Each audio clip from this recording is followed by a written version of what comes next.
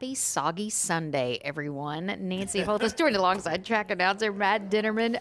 First off, before we do anything, I don't know how you did your job last night because who knew we had night racing, right? It was pretty interesting and pretty harrowing the last couple of races. So between deluge of rain, maybe some fog.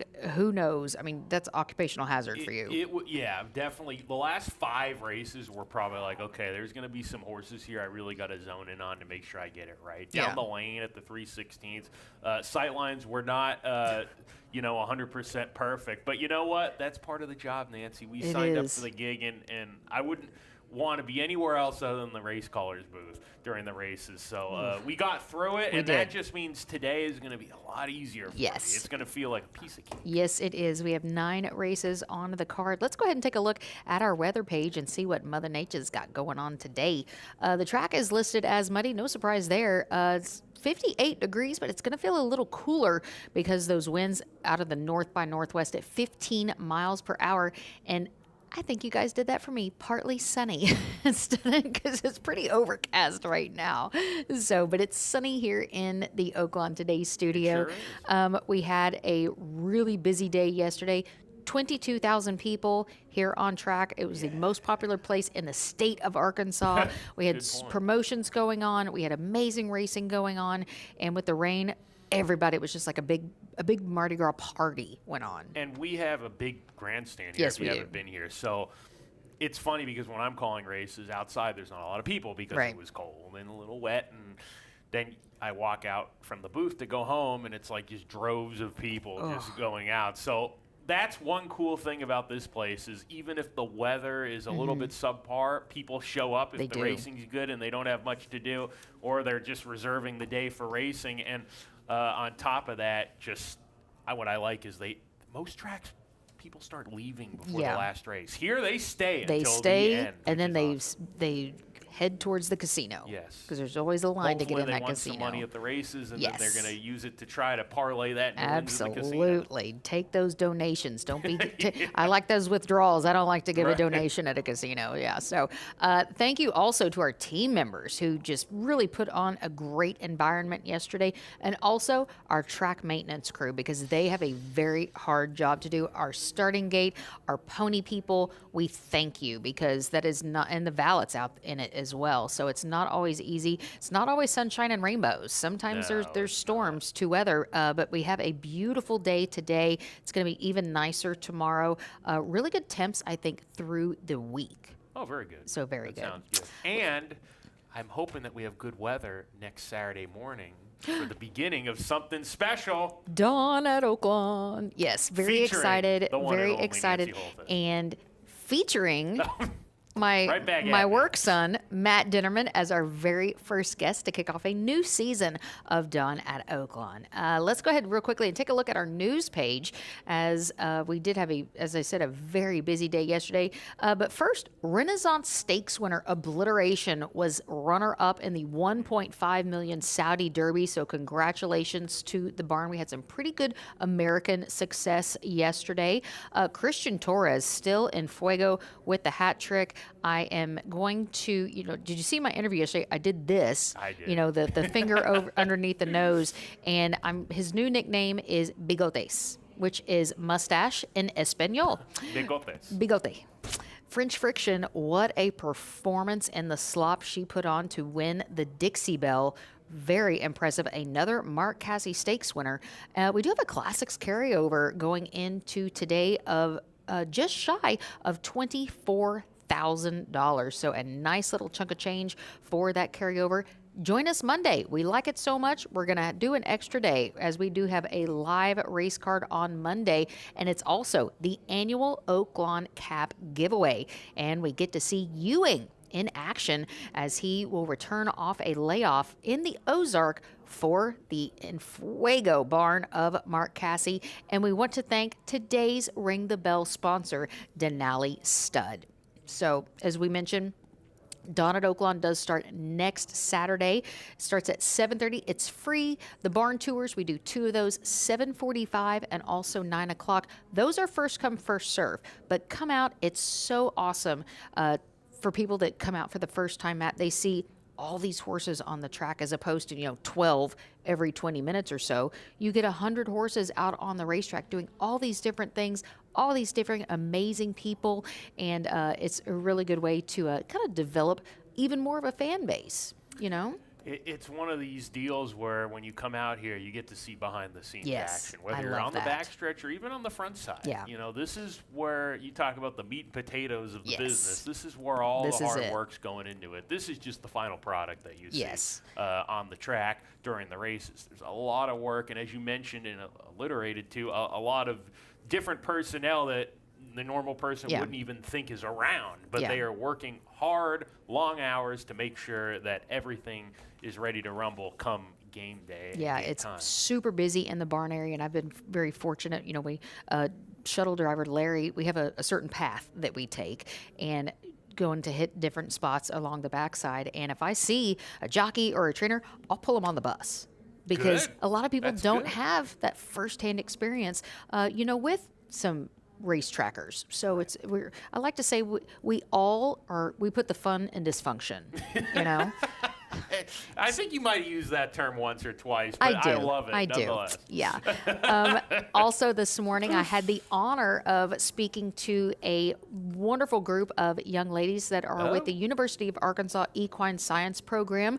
They got a chance to talk to Dr. Vicky, go see the test barn, go to Rambo Quet's barn to really get that hands-on experience that we love to give our race fans, and very honored that they are potentially going into equine science, because we are always in a need for amazing veterinarians, and they're the future of our sport. So it's very important that we kind of give them all the steps that they need to build up to their career. And young people are the future. And absolutely. That's why very much I am pro, and I'm young, so I'm a little biased here, but I'm pro giving young people opportunities. And also we talk, there's a lot of talk about how we can make the game better right now, especially for those in the business, you know exactly what I'm talking about.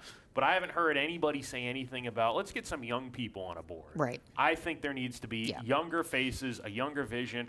Want to give a perfect example of a man here, Zach Gillen. Young guy. He's come on our team. He's been on our team for many years, but he's in an expanded role now, and he has done a great job implementing new things. And we have seen it already very quickly, see those new ideas from him take off and do well. And I'm hoping that down the road, all around the country, we get young people in positions. You give them a little bit of a say in, hey, let's try this, let's try that, because young people have different types of ideas. Yeah, and we've already seen some of those implemented with the Horse Players Championship, the NTRA contest, and also this is the first time ever, and it's past due in my opinion, that the Apple Blossom is now going to be a win and you're in for the Breeders' Cup Distaff. That is huge. So very, very cool to see. And we might have already seen the Apple Blossom winner out on track, maybe in nitrogen. We do have 9 races to get to, so let's go ahead and get busy here, Matt. We open things up with fillies and mares, 4-year-olds and up, non-winners of 3 or non-winners of a race since October 15. Claim price is $12,500, and they are going to contest a mile and a 16th. Track is listed as muddy.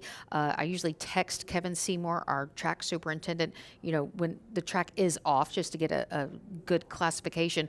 Hopefully, with that wind, we might be able to see a upgrade to good, and then maybe even fast by the end of the day, because this track does drain really well. And we saw that given the amount of rain we had last night, it kept falling until late. Absolutely. And I think you have a little bit of a better feel than I do, because you've just been around Oaklawn longer and seen more. I know I've been here a few years now, but I'm not great when it comes to track maintenance.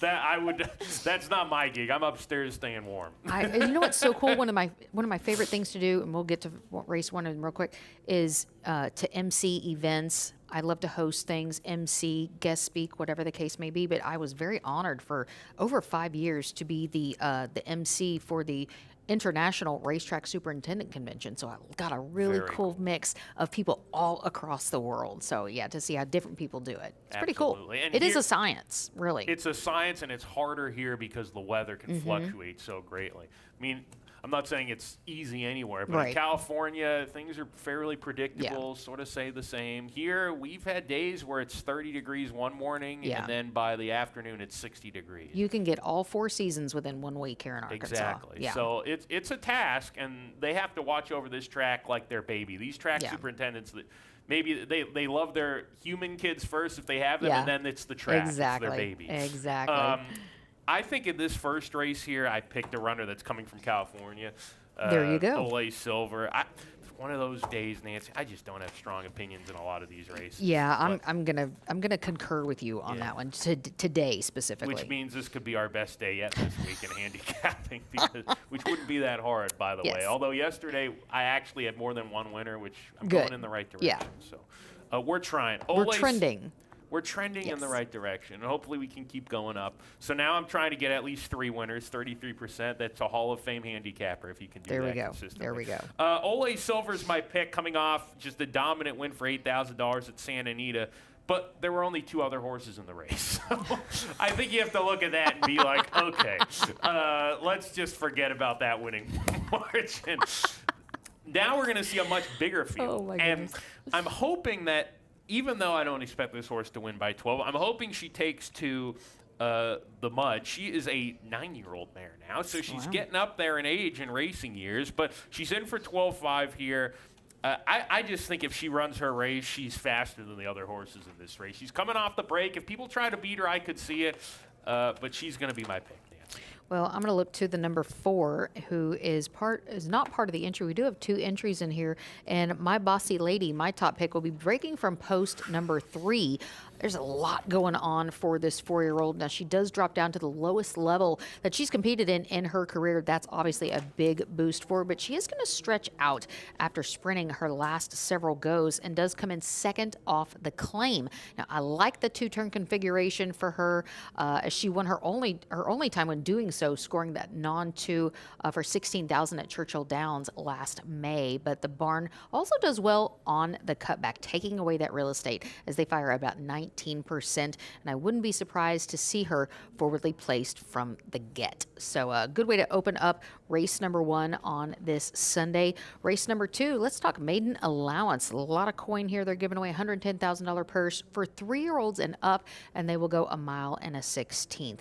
We do have a field of 7, and I'm going to give them one more chance, Matt, with Publisher. Well, last time I tried to beat him with a horse named Knew What's New, who won and got a 101 buyer and came back and got a triple-digit buyer again in an allowance race. So lost to a good horse there. This time around, I'm with you, Nancy. I think this is the field for him to do it. I mean, if he can't do it here, then they're going to keep trying at the main special weight level. Yes. But it just feels like, looking at this race, he's just a little bit fast in these maidens in here. He has run well in the wet going before. Yes, he's 0 for 12. But you look, he ran second in the Arkansas Derby. I mean, this horse can run. He's solid. He ran 4th in the Ohio Derby. He's worked really well. I watched his work 2 starts ago, going 101 and change, or 2 works ago, and I thought he looked really good that morning in the hands with Eric Asmussen, who's got the call in the afternoon here. I mean, he's the horse to beat, and I feel like if anybody does, it's probably his stablemate Mingo. But Nancy, he's earned a win here, and I'm hoping he gets it. He almost has $500,000 in earnings and still a maiden, as you mentioned, runner-up in the Arkansas Derby to Sandman. He's been runner-up his last 2 starts. Most recently was here, as Matt mentioned, behind Knew What's New. Maybe lucky start number 13 is going to be the one. So, sometimes there's a lot of psychology in these equine athletes' brain. A lot of times, if they're used to finishing behind somebody, I wouldn't be amiss if maybe they work this horse in company next time and let him finish out first, because they get that they are allowed to let horses pass them. Right, and they have to learn what the game is, and if you never win and you keep running second all the time, even though you're running good races, you don't really know what winning is exactly. And making that money, which is great for the owners, but Publisher, we're rooting for you today, if you can hear us. We try not to be too biased, but he has certainly earned I'm rooting for him. You can't not, I mean, a horse like this. He so deserves just a winner's circle photo. He deserves for you. He's a winner. I mean, he's made $500,000, and he's a grade 1 placed horse. you got to be a winner to do that. But Exactly. ironically, he really isn't a winner. Hopefully today he can get that first official win. In our hearts, you're a winner. Yeah. Race number 3 is maiden, claiming 12,500 for 3-year-olds and up, also at the distance of 1 mile and a 16th. And we have a field of 9. David Cabrera will be aboard the number 2 Brass Knucks, which are illegal, by the way. Are they illegal? Brass knuckles? Absolutely. Yeah, well, You do some damage with the brass knuckles. yeah, I don't think I've ever seen them on anybody's hands, which is a good thing. You don't want to I be won't around comment. somebody with brass knucks. I won't say anything. Yeah. Okay. I'm going to pick Jukebox in here, off a long layoff. This runner was running its maiden special weight company in Texas last year. We haven't seen this runner in a year, but I've watched this gelding work, and he's actually worked okay and working like a horse that should be ready to go off a layoff here for Ray Ashford. I think in for 12.5. I know they bought this horse for $275,000, but he's also 4, hasn't won a race yet. They've had a lot of time with him. It's time to get aggressive with the spotting. And remember, those maiden special weights at Houston aren't the same as here. So it's not like he's taking a massive drop. It's like running for maiden 30 here, maybe maiden 50. He is dropping. But I just don't think there's anybody in here that's a world beater. A lot of professional maidens. And this horse, to me, I've watched him in the mornings, is working good enough to run well for maiden 12.5. Ramon Vasquez gets aboard the number 5 Expensive Game, and yes, it can be for the barn of trainer Joby Castor. I'm just going to draw a line through that last race. He did face maiden allowance at Will Rogers, and like you said, these are different levels of races. Yeah. But his runner-up, his 2 prior starts to that did race for the tag, that purchase price in for the claim. Like that he goes around 2 turns, and that found him sitting off a pace and closing in the lane. Hopefully, Ramon can get him a good setup.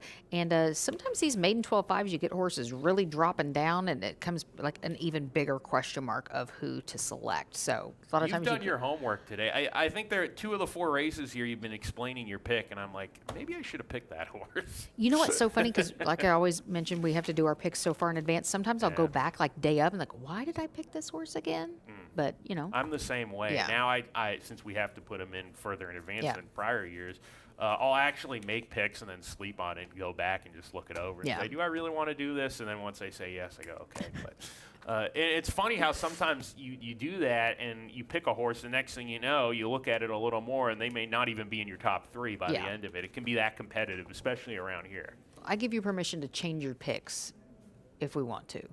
Well, I appreciate you giving me Because that permission. No, I mean because if you come back and you don't like a horse, absolutely change your pick. Well, and the thing is, think about this. If you're on track, or even if you're at home, you're in the paddock, you see a horse you don't think physically looks good, or vice versa. Been there. You change picks. Yeah. You're in the 6th race, you see 4 horses have won gate to wire. Yeah. Maybe you like a horse from off the pace, and maybe not so much by race 6. So these things, it's a legit thing where changes can occur. A lot of handicappers, they don't just pick a horse and sit on it forever. Right. Sometimes they make changes 10 minutes to post time. Yes, we do. Race number 4 is the start of the $1 Classics, as we do have a carryover of $23,894 going into that pool. This is for fillies and mares, 4-year-olds and up. Non-winners of 3, claim price $12,500, and again, 1 mile and a 16th is the distance. Do have multiple scratches, taking out 1, 3, 4, and 12. Yeah, and down to a field of 8 here, and I'm bummed because I really thought Lynn Kleberad could get her first win of the meet with Esperanza's Spirit, but not today. It's scratched.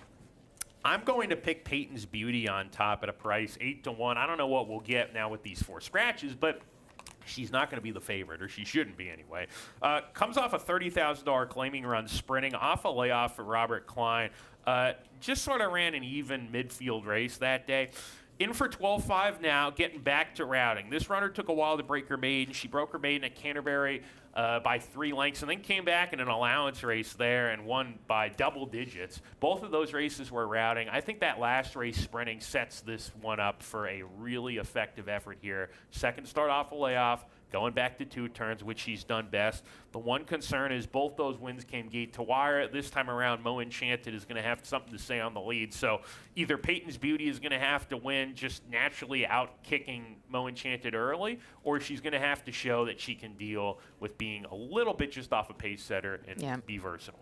I am going to go with Mo Enchanted that Matt mentioned. That's the number 7, coming from the barn of Pee Wee Wilson. And Amanda Poston in the irons ran really well last out when coming off a 5-month layoff to face similar at today's distance, and also did have Amanda up for that journey. She led the field until the top of the lane and was bested by a closer to finish second at 62-1. Now finishing in front of several that are going to return in today's field. Now she carried 107 pounds that day and gets in even lighter today at 103. So I do anticipate her out front early again. Sometimes that does make a big difference. If you've got horses carrying 121, 124, and she's in at 3, that's a big, big advantage. So, and I specifically asked our clerk of scales, Coleman, what does she tack? What can she do? Because, you know, they do allow a little bit of giveaway for some of these riders in regards to what they're going to carry.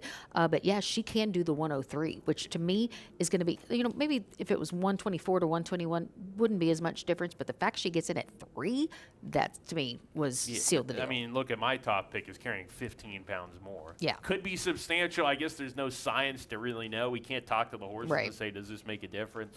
I'm always in the middle with that argument, Nancy, because I feel like on the one hand, going a route of ground with a smaller type of filly, maybe 15 pounds does make a difference. On the other side, I also wonder, look, these horses are 1,000 to 1,200 pounds. I mean, I could carry a backpack 15 pounds more, so I would imagine a 1,000-pound animal might not have a problem with it, but there's no way to really know. But the old school handicap thinking is weights make a difference. Sometimes they can. So there's also these little tricks of the trade yesterday that we saw that the average fan might not have picked up on. There's certain things that you will do prior to bringing your horse over for racing on a very, very sloppy day. You know, a lot of times horsemen will, you don't see as many like you used to, tying their tails or even putting Vaseline on their tails. So the water and the mud will kind of fall away.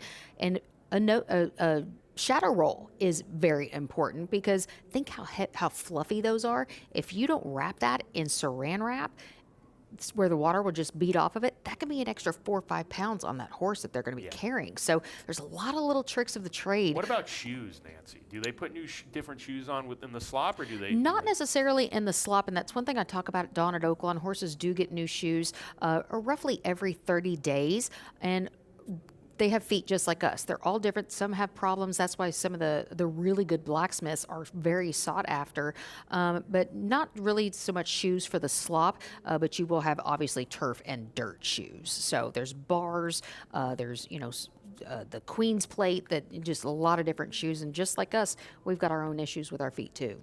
Definitely. So I've had, you know, shin splints and when I run too much, especially when I played baseball and I was a pitcher. Yeah. We ran like crazy in college, and we'd go in the hot tub and soak our feet in there because we get shin splints. Exactly. It does make a difference. We're going to take a quick break here on this Sunday edition of Oaklawn Today, and we will come back with race number 5. Make every race day a win at Oaklawn throughout the 2025-2026 live race season. Thursdays, Fridays, and Sundays are your days to swipe at any swipe station throughout the racing side. Just insert your valid state ID or driver's license to see if luck is on your side. If you win, a ticket will print telling you what you've won and where to claim it. So grab your prize before the day ends. Guests must be 18 or older to swipe and win. From free food and race bets to special discounts at the racing gift shop, every swipe brings a little thrill, and maybe even a surprise. Don't just watch the races, join the fun and see what you can win at Oaklawn.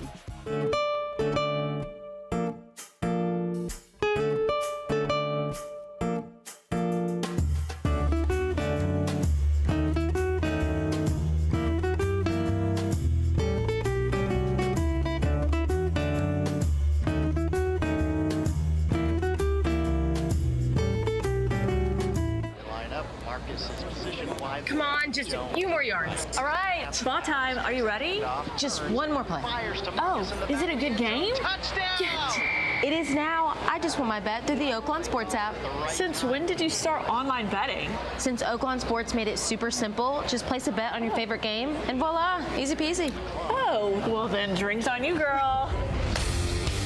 Bet all season long with Oaklawn Sports, Arkansas's best sports betting app.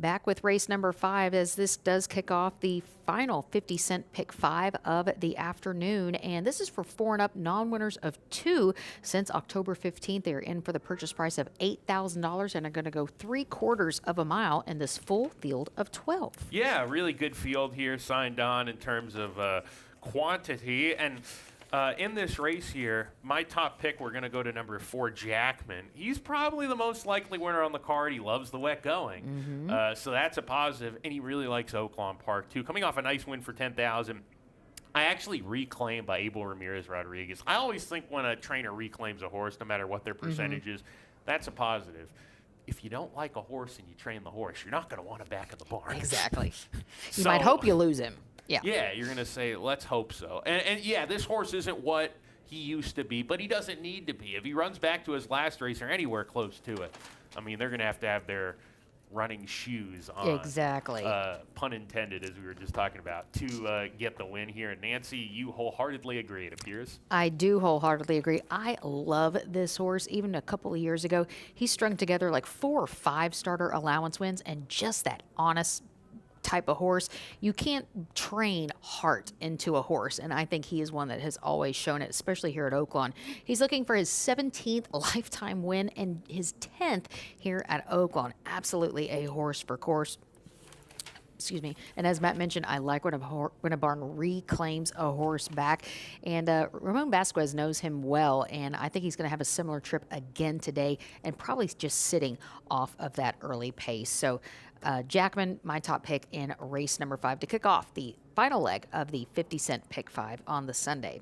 Race number 6 is for 4-year-olds and up, non-winners of 2 since September 15th, $20,000 purchase price, and they're going to go 6 furlongs in distance. So let's take a look at the field. Walter De La Cruz climbs aboard the number 6 Veil and scratch the 8, which does allow the 13. I'm Wide Awake. Every time I hear that horse's name, I hear Katy Perry singing it in my head. So do I. Yeah. I'm sure that's why they named this horse after the song. I'm sure. I'm Wide Awake. I'm not picking I'm Wide Awake, although you do have that stuck in my head now. Thanks to you. You're welcome. Thank you very much. My chair just went down. Uh-oh. There's just been so many curveballs we've had this week, Nancy, haven't we?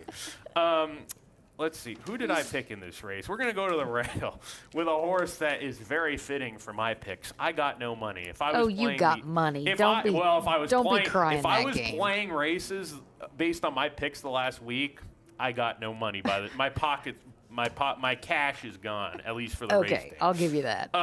This horse last time out dueled in the lead and faded bad lane was eased. I don't know what happened last time out, but he's better than that. I will say, though, Fairgrounds has an odd track. Why, I don't know, but there are certain horses that they just don't run on it. I think their track might be a little more sand-based. Okay, that makes sense. Giving it's well below sea level. So fair. Yeah. That's true. So maybe you've answered the question as to why some horses don't prefer it. Others really like it. Yeah. But this horse comes back in 5 weeks. It's not nothing serious must have happened. He's in for 20. This horse won for 22 starts ago at this level at Keeneland. You got to be pretty decent to do that. And this horse has run a few times here, and even though he hasn't won, he's run pretty well from what I remember against decent enough claimers. So I'm going to pick him drawing the rail. There's a good amount of pace in here. I don't think he needs the lead. In fact, I think that he's better when he has a target chase. They tried to go to the lead last time, didn't work. I think Tyler Bacon's going to have to work out a good trip in a large field drawing the rail, but hopefully he can stalk the pace with this horse, just sit right off when I'm projecting to be a line of leaders on the lead, and then maybe pounce on him.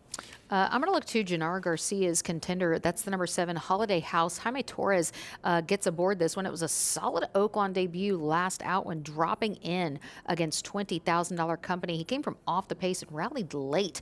Got up for third at 10-1. He is going to drop in against Beaten Company, being that condition, and could have a similar pace scenario set up today, but personally, I'd like to see him maybe just a little bit closer to the pace and not give him as much to do, especially in the final stretches of the 6 furlong distance.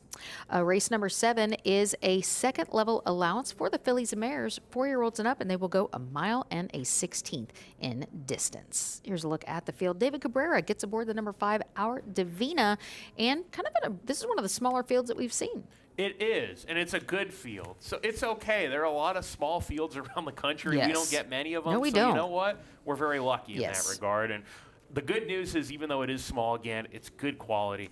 I'm going to try to beat Zagruda on the win end. She was all out to win last time. I really admired her grit last time out. If you watch the replay, she had every chance to just lose the race, and she kept digging in and eventually got there when the runner-up was not stopping. But I'm going to pick Decadent exiting the Oaklawn Anywhere Stakes. They tried sprinting her 6 furlongs. She'd never gone that short before. She ran fine behind a next out winner in Foie Gras, who came right back to win a stake last week. But I think this runner wants a little more ground. This is a good spot for a second-level allowance here. She's good routing. I think Kenny McPeak's doing the absolute right thing to put her in a 2-turn race here at this level. She's not quite good enough to run against the very best stakes horses. I don't think she's that many lengths close to our top stakes route horses. So in this second level allowance, hopefully she can win, and maybe she can go on from there and improve a little bit and get better and get back to Stakes Company. But I like her in this race. I think she's really well spotted. This race is also the first leg of the $3 Get Out Pick 3. I am going to look a little closer to that Cox contender, Luis Saez, with the number 2, Zagruda. She had such a great 2025 campaign. She won 5 of 10 starts. Really impressive performance last out against first level allowance runners, which was also at today's 1 mile and a 16th distance. She was never too far off the front leaders, but was able to kind of maneuver between runners at the top of the lane, came down and then got to the inside and started kind of slowly making up ground as the wire got closer and nosed out her rival right on the wire. Very, very close finish, very gutsy effort. So I'm hoping that she can repeat that as she does take on this level today. Race number 8 is the first leg of the $5 late daily double, and it is for 3-year-olds and up, non-winners of 3 allowance condition, and they will go 6 furlongs in distance. And we have a field of 8. Matt, what are your thoughts? Well, I think El Prestigio, boy, he really turned it on last time, didn't he? Coming off a dominant win against Allowance Company on January 4th. In this spot here at an on-3 allowance, I think he's well spotted. I think he won for fun that day. I mean, that was visually very impressive. So he's going to be my pick in here. He does not need the lead, but I think he's best when he's close. He doesn't have too much to do, and he can just kick on and win. But that last race, terrific first-level allowance effort from him, and the fact he was wrapped up was even more impressive. So he's the one to beat. Joel Rosario, is he here today? Because he rode it. I didn't get any. Was he in Saudi? He was. I'm just gonna throw this out on a limb. I don't think he's gonna be riding this horse. I don't think so. There were no rider changes for this race. Unless if he got at the airport right when the races ended yesterday, because it would have ended about this time. God, he's got to be exhausted. I mean, unless he teleported himself. I can imagine it's not easy to get to Hot Springs. With the technology we have nowadays, you never know, Nancy. But there could maybe he's trying to get here, and at some point we're gonna. But you haven't heard anything. No, this was not a rider change in this race, so who knows? Let me tell you something. If he's gonna get all the way back here just to ride this horse better be a pretty darn good horse to get here. Maybe that's a positive sign for our pick. It may be. I'm on the same horse as well, El Prestigio, and I wrote down when he wins big. So very, very classy, very flashy. So yeah, we'll find out as we get closer to race number 8 if we will have potentially a rider change. Race number 9 as we close out the Sunday program. This is for Arkansas bred fillies and mares, 3 and up. Maiden claiming $20,000 purchase price, and 6 furlongs is the distance. Scratch 1 and 2, which does allow the 14 to draw in because the 13 is out as well. And Tyler Bacon gets aboard the number 5, Charm It. Charm It, 4-1. I'm going to pick number 10, Meritude. Why not? Meritude coming off a 9-length loss last time against Open, though, and second start off a break here. What I like about this runner is that her best races have come fresh. There are no world beaters in this race. Sweet Lexus, number 6, is 100% the horse to beat in here. And it's interesting that you picked Meritude too, Nancy. I just think that she wants to run well fresh. And I also like the fact that she's actually protected in this race from being claimed. Good point. And you can deal more into that. But I'm taking a shot with her. She's going to be a better price than Sweet Lexus. Her last race against Open Company, it looks bad on the page, but in against these $20,000 Archie bred main claimers, it's a much easier group and speed figures stack up. Yeah, horses can actually waive the claim if there has been a set number of days prior to their last race. So the trainers do have the option to waive the claim, and if they don't win, they can also use that waiver claiming again.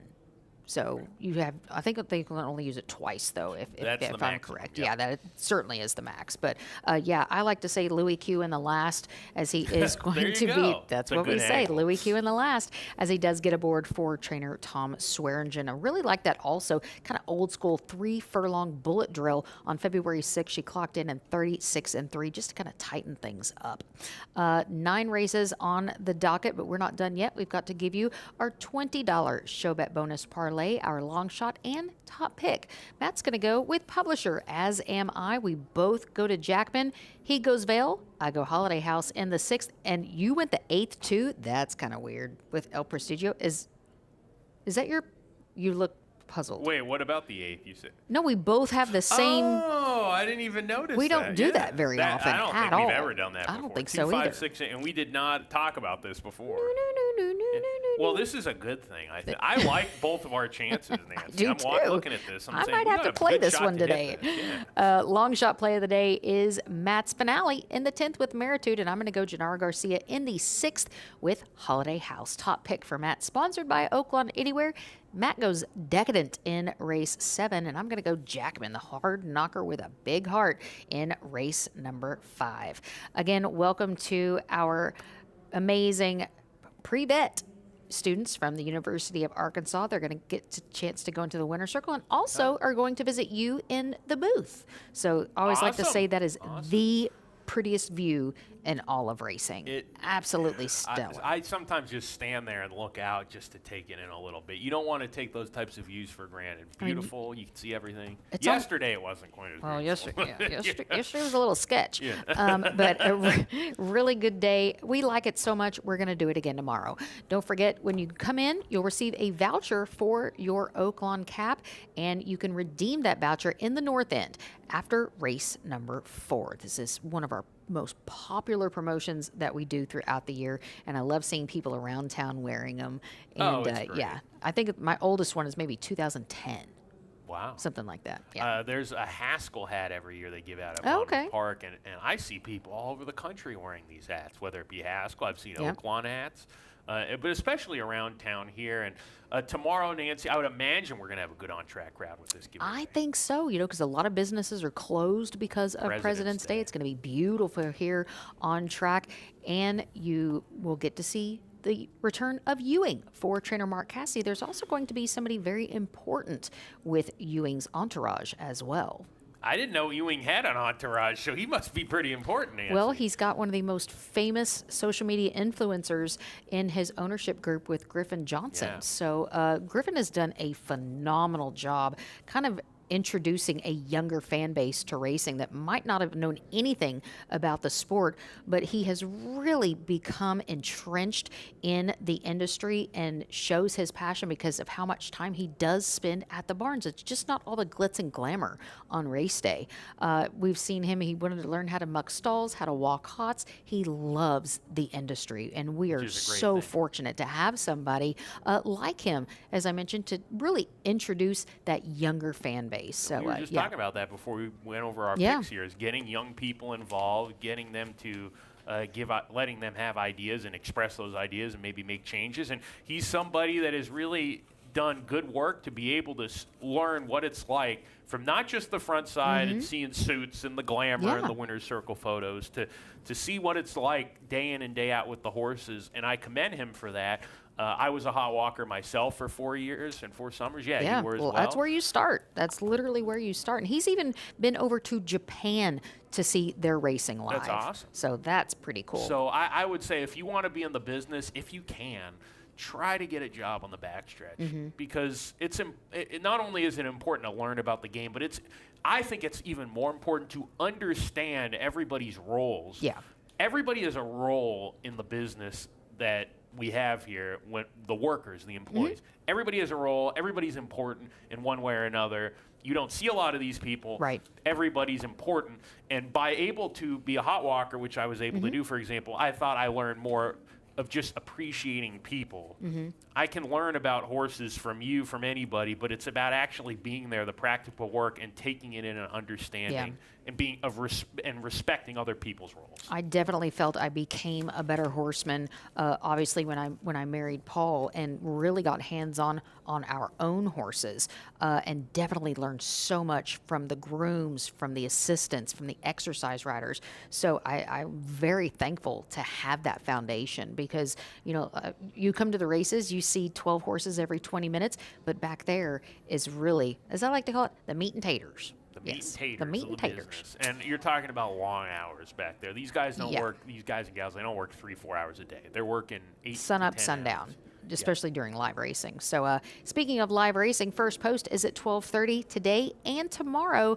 So make sure you set your alarm clocks to get here when the doors open to get your voucher for the Oaklawn Cap giveaway. We have 11 amazing races tomorrow, but first we're going to get through the 9 today.